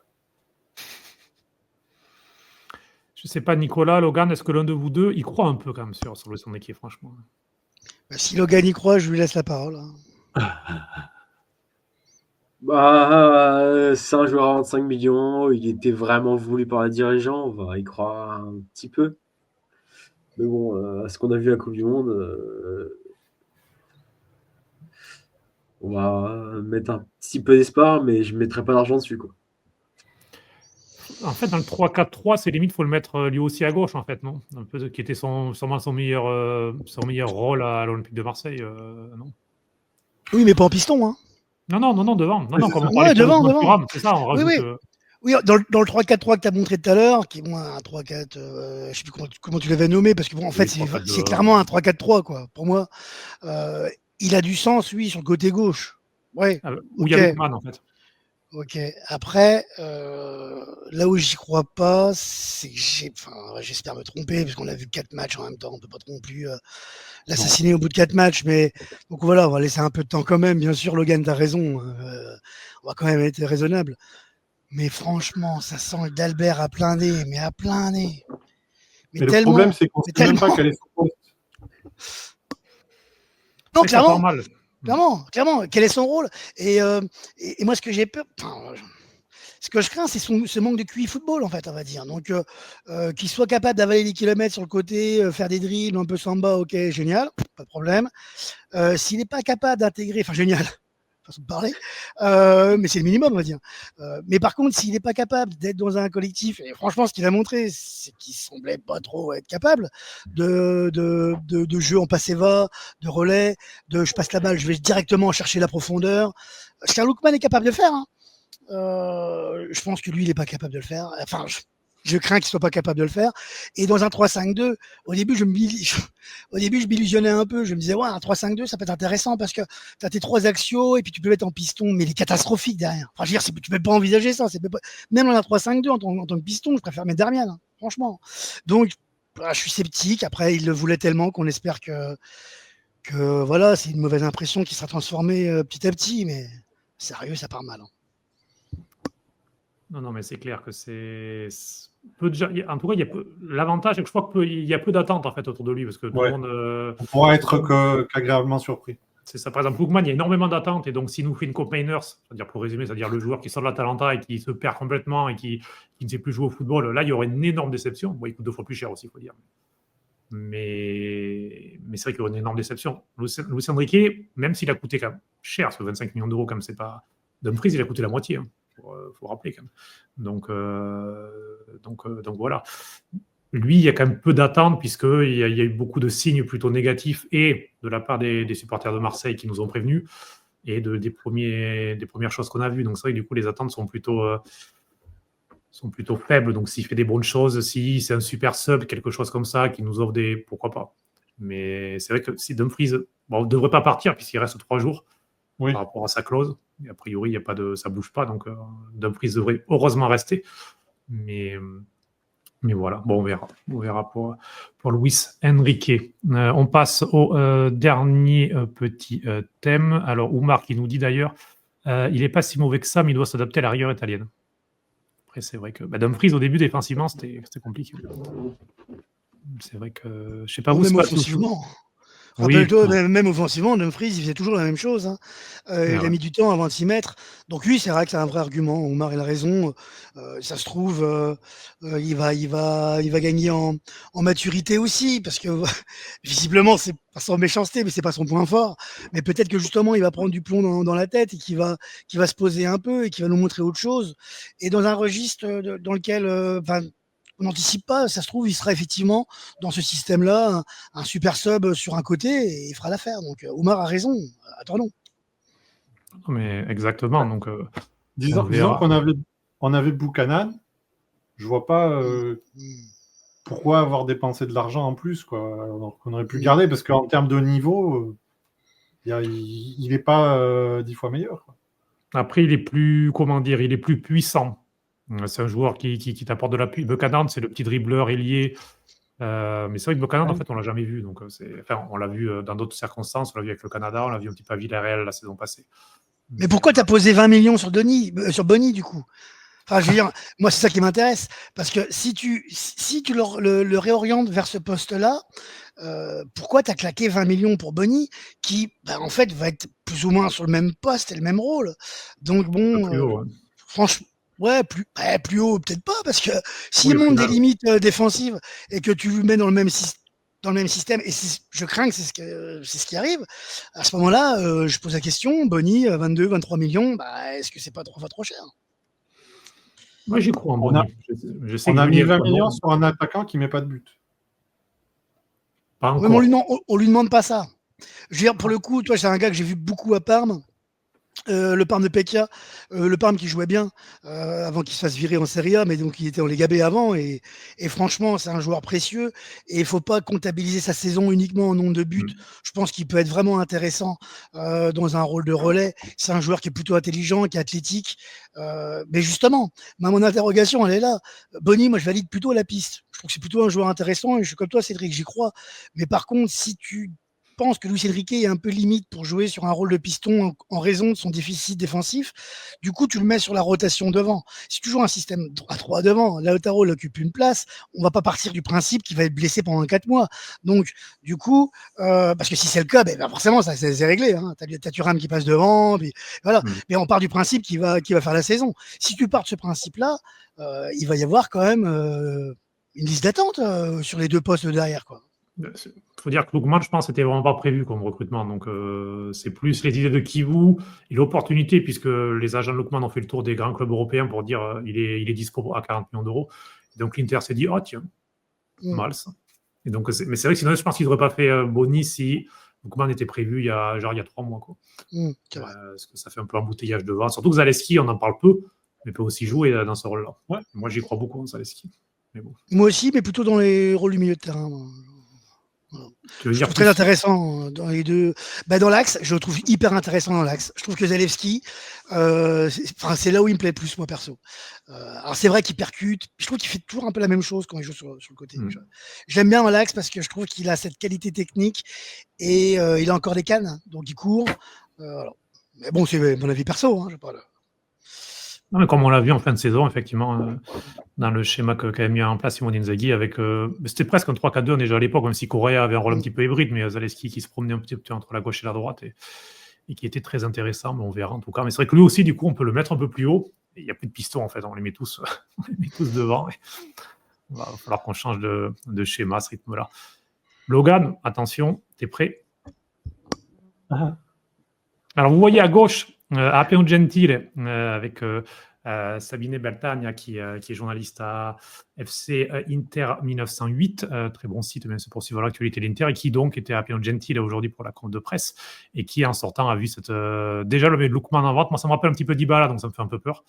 Mais bon, le maillot de Lookman est en vente, mais notre Logan a mieux, puisque lui, il a créé son maillot Lookman avec un beau recyclage. Donc voilà. C'est lequel le plus beau entre les deux, selon vous? Moi, j'aime bien celui de Logan.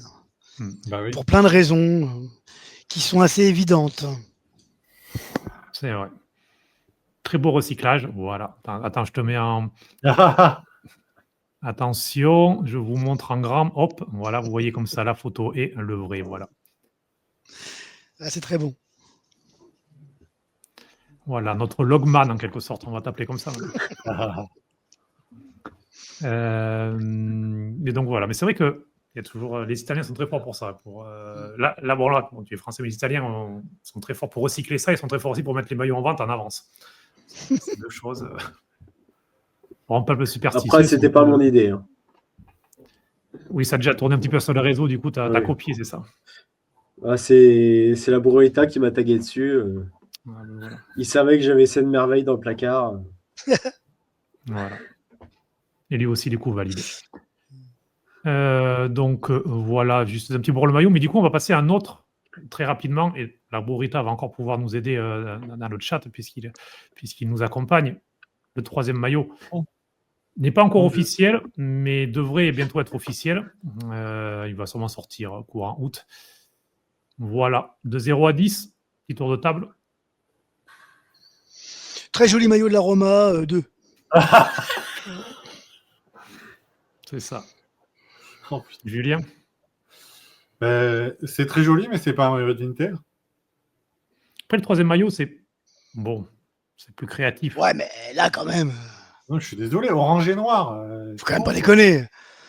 Ou alors, il part sur les troisièmes maillots qu'on a un peu dernièrement. Je suis pas fan, mais bon, c'est tout. C'est dans l'air du temps. Mais là, quand même, sérieux, il pousse le bouchon quand même. Après, sincèrement, je suis assez d'accord. Si on parle juste esthétique, c'est très joli. C'est le plus joli des trois. Je suis d'accord, mais pour moi, ça aurait pu être le maillot away de la Roma, sans déconner. Donc, du coup, ça pose problème quand même. C'est vrai que voilà, vous avez les trois maillots, c'est vrai que ouais, moi je sais. En plus, la Serie A cette saison, il y a des super beaux maillots dans plein d'équipes. Mais même l'AC Milan, ils ont même leur maillot jaune. Je l'ai eu en vrai ce week-end. Il est plutôt beau en fait. Sassuolo est super beau. Sassuolo, il est super beau. Como, super beau avec l'effet. Ouais. Cagliari, super beau. Enfin, quasiment tous les clubs. La Roma, le troisième, c'est un chef-d'œuvre. Le Torino, classique, bien. Enfin, je trouve que l'Inter, je pense que c'est les pires en fait en Serie A cette saison, l'Inter. Clairement. Le maillot 2, pour moi, c'est celui qui sauve dernièrement souvent les jeux de maillot parce qu'on avait un beau maillot blanc. Enfin, j'aimais bien en tout cas les deux derniers maillots blancs. Là, cette année, c'est une catastrophe. Je le trouve trop moche. Bon, voilà, après chacun ses goûts. Hein. Si ça plaît, ça se trouve, on en verra dans la rue. Hein. Peut-être pas en France, du coup, avec ce qui s'est passé au printemps. Mais peut-être qu'on en verra. Tu vois, je dis pas. Mais je le trouve vraiment particulièrement moche. Le maillot au domicile, je trouve qu'il aurait pu avoir quelque chose, mais ils ont choisi les mauvaises couleurs. Enfin, je trouve. Hein. Voilà. Non, franchement, je pense qu'on est dans les pires, hein, effectivement. En troisième maillot, le maillot domicile, il aurait pu, tu vois, allez, c'est une idée créative, regardez, c'est rigolo, les traits, ça fait Inter, machin. Ouais, en troisième maillot. Voilà. Ouais, c'est vrai. Tu faisais un truc plus classique en domicile et un blanc joli en deux. Et voilà. C'est vrai, non, c'est vrai. Donc, en plus, la couleur, je ne sais pas ce que vous en pensez, mais on a moi, j'attends de le voir en vrai, parce que j'arrive pas à comprendre si c'est noir, si c'est gris, si c'est une sorte de bleu nuit. On a un peu du mal à comprendre, mais après, c'est peut-être un hommage, même si Effectivement, le orange, c'est une couleur qui, depuis très longtemps, déjà dans l'histoire depuis très longtemps, on a déjà Oui, joué c'est orange. vrai. Et puis il y a le Je côté sais. Bledson, peut-être qu'ils sont contents, Bledson, parce que c'est leur couleur en plus, donc si ça se trouve, Bon, peut-être c'est c'est un même clin d'œil, probable. Hein. comme ils donnent 30 millions d'euros par an, Ouais, ils ouais, vont ouais, c'est ça. jouer. Je pense que c'est pas un clin d'œil, Cédric. Enfin, faut pas être naïf. Tu vois, je pense qu'éventuellement, mettre la couleur du sponsor, c'est plus qu'un clin d'œil. Hein. C'est éventuellement un Ok, bonus. ok, dans ces cas-là, tu laisses orange, mais le côté noir met des couleurs de base de l'Inter qui sont reconnaissables. Parce que là, de loin, qui va te dire c'est un maillot de l'Inter? Ouais, complètement. Puis le logo Ouais, le orange, en problème plus. aussi, c'est monochrome. Hein. Les logos monochromes, c'est terrible. Si on Oui, c'est avait les vrai. vraies couleurs de l'Inter sur tous les maillots, ça changerait déjà une Ah ben non, mais chose. t'as 100% raison. Moi, je pense que le vrai combat, il est là. Parce que c'est vrai que le problème, c'est vraiment, c'est celui que t'as, Logan, là. Parce que moi, j'ai le vieux, mais celui que t'as, il est magnifique. C'est probablement le plus beau. Et c'est vrai qu'effectivement, franchement, leur nouveau logo, il est dégueulasse, quoi. Franchement, il est dégueulasse. C'est vrai. T'as totalement raison. Je pense que ça change la tronche du maillot de manière significative. Moi, le maillot au domicile, il a du potentiel. Et je suis vraiment d'accord avec Julien. En troisième maillot, ça pouvait carrément le faire. Voilà. Après, je trouve que les dernières années, moi, j'étais pas trop fan des maillots domicile les dernières années. J'en ai quand même un. Voilà. L'année, on va chercher le titre. J'ai ce maillot-là, mais dernièrement, ils sont assez désagréables à porter, je trouve, parce qu'ils ont le col très haut, contrairement aux maillots away qui ont un col plus large et que moi je préfère en tant que mec qui porte les maillots, quoi. Donc je préfère les seconds maillots. Enfin, j'aime pas les maillots trop serrants, en fait. Je trouve que c'est assez désagréable. Mais j'espère que l'année prochaine, je crois qu'il y avait une part cette année sur, on récupérait une part supplémentaire sur la vente des maillots. Ça fait plusieurs années, oui. Ah, En plusieurs fait, années, ouais. Bah, cette année, je sais pas si Antonello, on va être royal. Hein. Antonello qui a négocié ça avec Ouais. Nike, d'ailleurs, puisqu'on a dit son nom tout à l'heure. Lors de la précédente prolongation du contrat, en fait, l'Inter a récupéré. Et c'est aussi pour ça que si vous allez dans une boutique, bon, alors cette saison, c'est pas le cas, mais la saison passée, si vous allez dans une boutique Nike, en fait, vous achetez le maillot sans le Scudetto. C'est en fait Nike a les maillots sans habillés supplémentaires. Donc, ils vendent les maillots voilà, sans les choses en plus. Alors que pour d'autres clubs, Nike ou Adidas sont déjà avec les Scudetti ou avec, vous savez, celui de la Coupe d'Italie, la petite cocarde, des choses comme ça. Puisqu'ils voilà, ils ont encore les droits. Pour l'Inter, non. Donc, l'Inter, du coup, récupère, a priori, on parle même de 15-20 millions d'euros minimum par an en plus. Donc, Oui, c'est quand pas même pas mal. négligeable. Hein. Non, mais Pour c'est ça. l'année prochaine, on n'aura pas trop le problème des fagnons, tout ça. Voilà, Ça va. c'est ce que j'allais dire. C'est ça. D'ailleurs, Logan, on va en profiter puisque lors du dernier live, on était sur la fin du concours pour rappeler tout de même que voilà, lorsque Nike faisait des beaux maillots pour, de l'Inter, tu avais fait sur les réseaux sociaux, vous pouvez retrouver notamment sur Instagram dans les stories préférées, vous savez, dans les stories en évidence, tout le chemin, on va dire, de ce long championnat pendant une semaine que tu nous as fait vivre. Et donc, podium qui est très clairement les années d'or, on va dire, de l'Inter. De toute façon, il y a un maillot qui se dégageait déjà, c'est celui de la saison historique, qui en plus était un très joli maillot. Ils avaient bien anticipé le coup cette année-là. Et donc, le 2009-2010, maillot du triple été, forcément, qui ressort largement devant tous les autres. Nicolas, Julien, votre préféré, est-ce que vous avez voté pour celui-là? Est-ce qu'il y en avait d'autres ou... Moi, il y en avait un que j'aimais bien, c'était celui de 2006-2007 avec le col blanc en V. C'est vrai. Mais c'est vrai que pendant une période, pendant quasiment 10 ans, ils n'ont quasiment pas raté un maillot, en fait, Nike. Ouais. C'est dur de vraiment dire celui-là, il était moche. Et ça restait simple, tu vois, pas besoin de sortir des trucs invraisemblables. C'est dans l'air du temps un peu. Hein. Tu vois, on n'est pas les seuls à faire ça. Non, mais je mais oui, mais pas du tout. Hein, mais... En fait, effectivement, je pense que c'est un problème générationnel parce que les jeunes de 20 piges, ils adorent ces trucs-là. Et puis, nous qui sommes un peu plus vieux, on est plus attachés à des choses plus sobres, peut-être. C'est ce que je vois aussi sur les maillots des autres clubs, quoi. Tout à fait. Et moi, j'ai voté pour celui-là. J'adore. Vraiment, j'adore. Comme quasiment tout le monde, effectivement. Et c'est vrai qu'en plus, il y a la tâche. En plus, il est simple, effectivement. Puis bon, il y a la tâche. C'est vrai qu'avant, on variait un petit peu sur la largeur des bandes, sur des choses comme ça, sur les manches, puis voilà. Puis après, maintenant, Je fais une petite parenthèse vu qu'on parle de cette saison-là. Vous avez vu ce qu'a fait Eto'o avant-hier? il est fort, hein, de nulle part comme ça.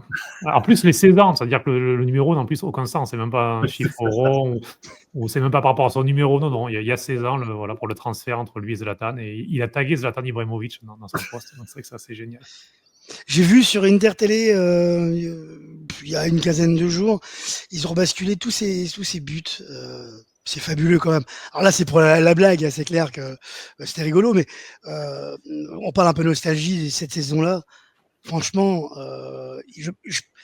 il a un melon énorme, ce qui fait que du coup, ça serait compliqué de dire qu'il est sous-estimé, parce que le mec déjà, lui, il s'estime sous-estimé, mais je pense en vrai qu'il est un peu sous-estimé, parce que quand on parle des grands attaquants, je trouve qu'on le nomme pas souvent, alors qu'il fait des choses.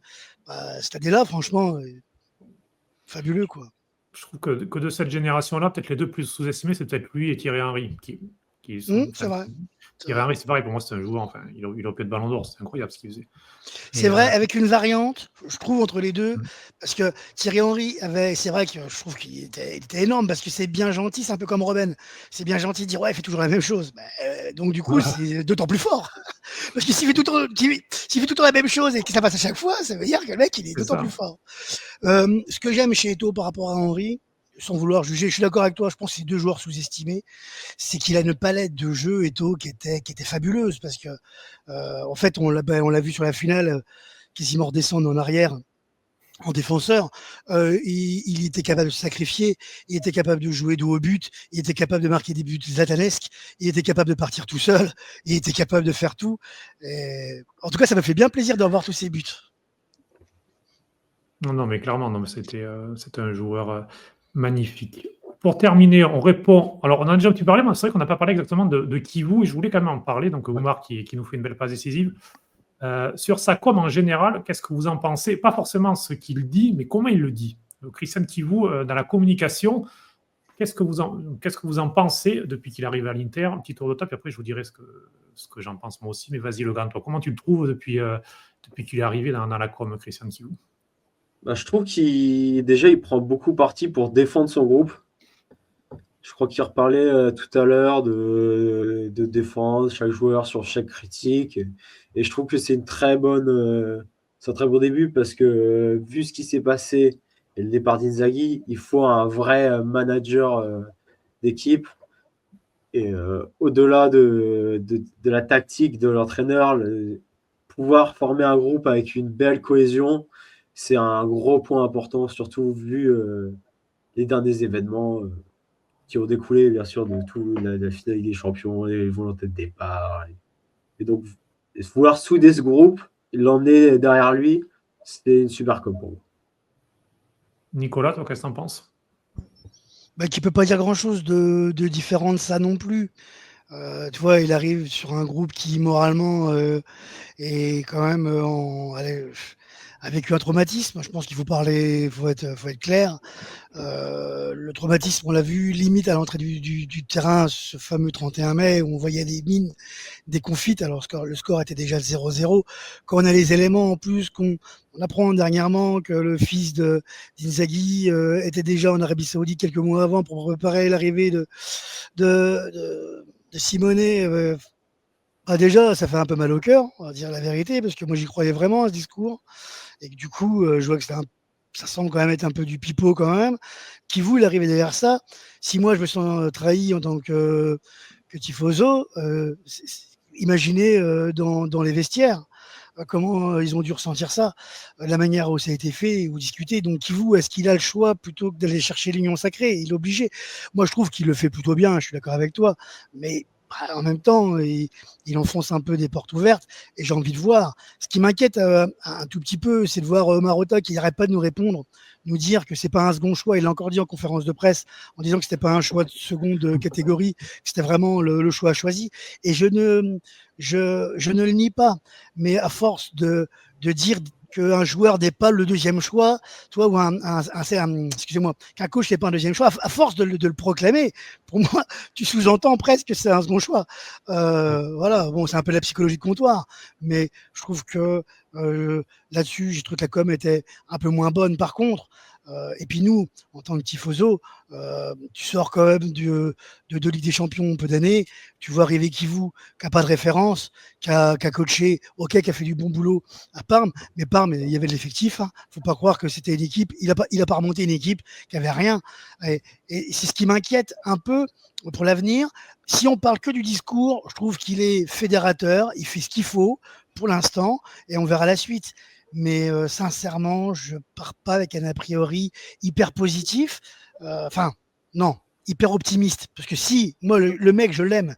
Et je suis d'accord avec toi, le discours, il est plutôt sympa. Mais voilà, on va se confronter au réel maintenant. Julien, bon alors aujourd'hui, tu nous as dit, tu l'as pas encore écouté, mais depuis qu'il est arrivé, de ses confs américaines ou de ce qu'il a filtré. Pareil que Nicolas, c'est-à-dire qu'il ne peut pas dire grand-chose d'autre.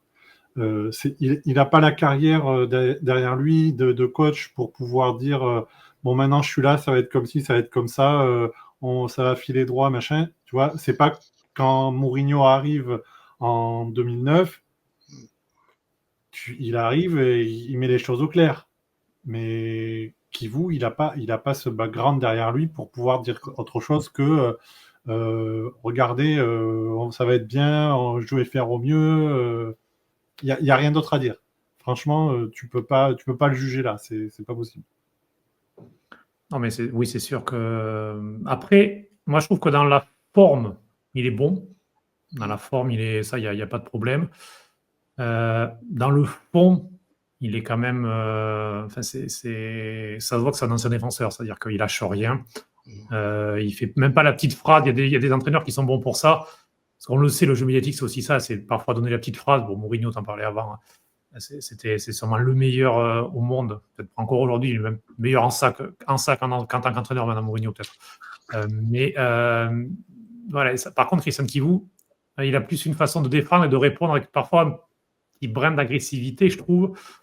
Alors qu'il n'y a pas de raison. Il y a personne qui est hostile. Donc ça, je ne sais pas. Je ne comprends pas pourquoi, encore aujourd'hui, sur la question, quand on lui demande est-ce qu'il va jouer avec les 3 de devant, et lui répond moi, je n'ai jamais dit que j'allais jouer avec 3 attaquants. Je parlais des milieux de terrain. Parfois, je jouera 2, je jouera 3. Enfin, je ne sais pas. Je trouve qu'il a un petit peu ce petit ton, parfois un peu agressif.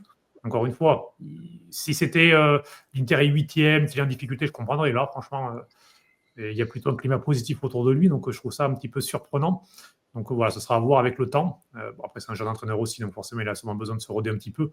Quand tu passes de la réalité de Parme, où il a fait 3 mois d'ailleurs, et puis les conférences de presse à Parme, pour critiquer, mais et c'est vrai, tu dois avoir genre 7, 8 journalistes, tu as quasiment que la presse régionale, tu es tranquille. Là, tu arrives, tu as Sky, tu as 3 journalistes de la Gazzetta, tu as plein de médias inter, donc tu es plus sous pression, mais je suis un petit peu, pour le moment, ça me laisse un petit peu sur ma faim. Mais bon, c'est rien de bien méchant. Après, généralement, on dit que quand tu attaques, c'est que tu te sens attaqué. Donc, oui.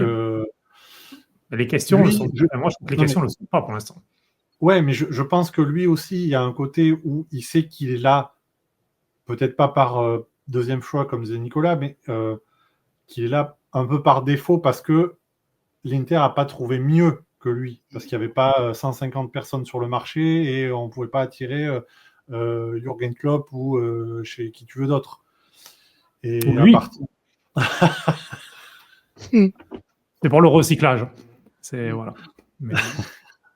Ouais, c'est un peu la théorie de l'imposteur en fait. Moi, je ressens ça comme ça. C'est pour ça qu'il est un peu agressif parce que je pense que c'est inconscient, mais il a un peu, je pense, ce sentiment-là. Et moi, je pense pas que ce soit un imposteur, c'est pas ce que je veux dire, mais en tout cas, lui qui s'imagine comme tel, de manière inconsciente, ça me paraît tout à fait logique. Comme tu dis, 3 mois d'expérience à Parma, bon, ok, plutôt positif, mais voilà, rien d'autre. De là à prendre le relais du finaliste de la Ligue des Champions, quand bien même la finale a été ce qu'elle a été, quand même. Oui, t'as sorti le Bayern et le Barça quand même avant, donc bon. Et le Bayern ? Oui, c'est ça. Donc, bon. Je pense que Bayern qui lui, est énorme, faut pas oublier. Hein. quand Marotta lui a téléphoné, il a dû se dire vous n'êtes pas trompé de numéro. Ouais, c'est clair. Franchement, c'est clair. Non, mais lui, 23, Après, c'est bon, pas il y avait Vieira aussi à l'époque. Je pense qu'on s'en sort pas si mal, en fait. Mais bon...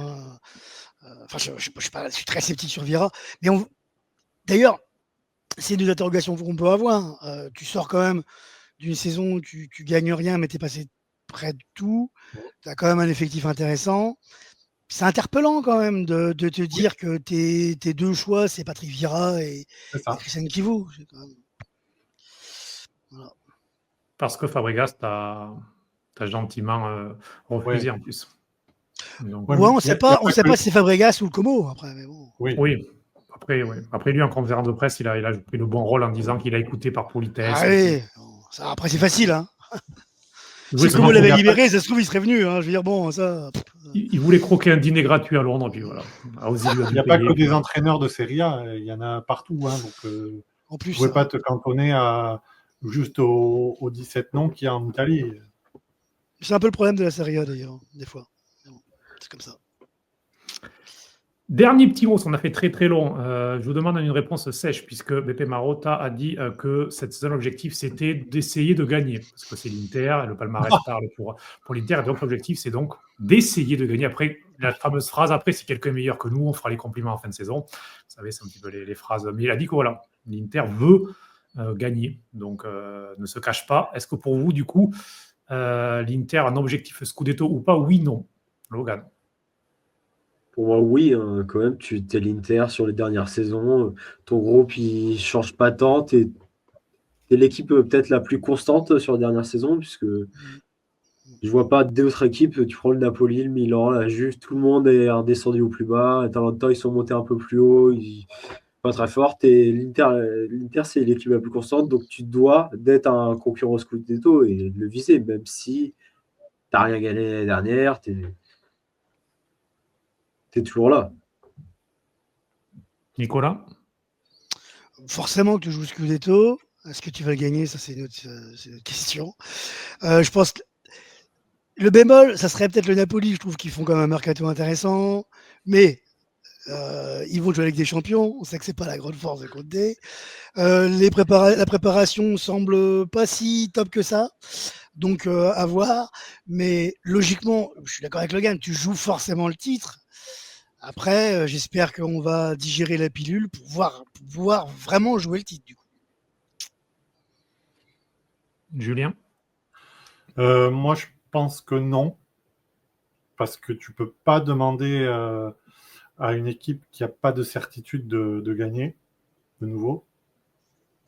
Effectivement, on a le passé avec les mêmes joueurs, etc.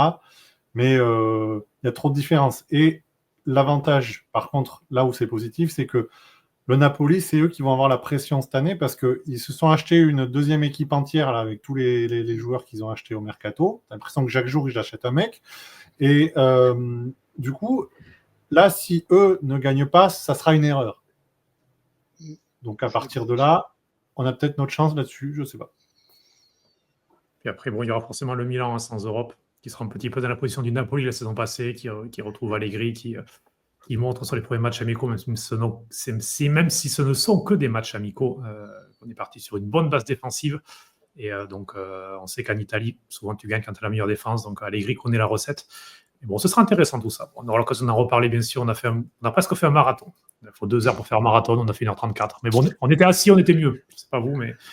C'est très bien. Confortable. Moi qui en ai déjà fait, j'ai fait plus de 2 heures. Donc, bon. Mais 1h35, c'est pas mal. Le quiz, on le fera la prochaine fois, Julien, puisque Julien nous a même préparé des petits quiz. Mais si on fait quiz, on va faire très très loin. Et donc, on le fait la prochaine fois avec grand plaisir, parce que Julien, tu seras de nouveau avec nous. Très certainement. Vous pouvez retrouver bien sûr cet épisode sur Spotify et YouTube en version vidéo. C'est la nouveauté de Canal Inter de la saison. Et puis surtout, je sais qu'il vous manque depuis plus de 2 semaines. Mais il va bien. Je vous rassure. Il est revenu en Belgique. Tout s'est bien passé. Il était en vacances.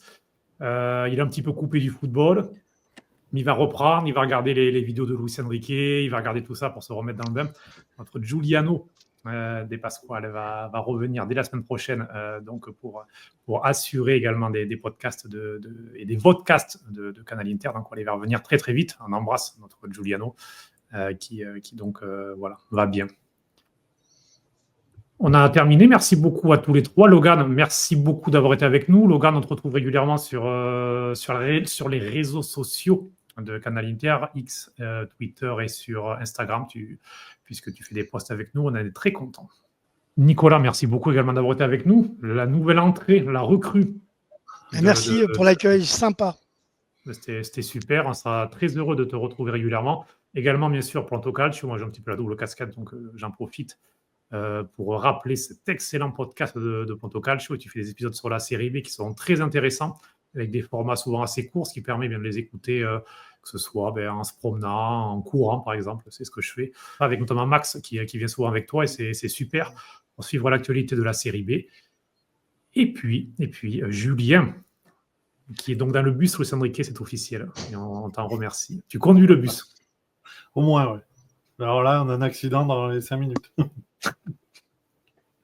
Ne mets pas la chat en dépression, s'il te plaît. On va essayer de finir tranquillement. Donc, c'était ce lundi Inter. C'est pas mal comme nom au final. Oui. De toute façon, ça marche avec tous les jours de la semaine. Donc... Mardi Inter, mercredi Inter, Mardi Inter, ça peut être le cas dans quelques mois. Et pour l'instant, je trouve que c'est un peu tôt. C'est vrai que mal prononcé, c'est vrai. C'est vrai. Mais bon, c'est vrai que jeudi Inter, c'est le jeu de mots parfait, donc c'est bien, mais voilà. Il n'y a que dimanche. Bon. Ouais. Donc on en fera pas mal. Inter dimanche, ça marche. Inter dimanche. C'est ça. Ça fait un peu Intermarché, mais pourquoi pas. Mais voilà. Le premier bus Smart, c'est ça. C'est un bus de place. Bon, allez.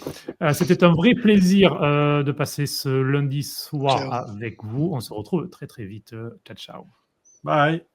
Bye bye, ciao. C'était Canal Inter avec Cédric Canale. À retrouver sur toutes les plateformes de podcast. Alla prossima, fratelli nerazzurri.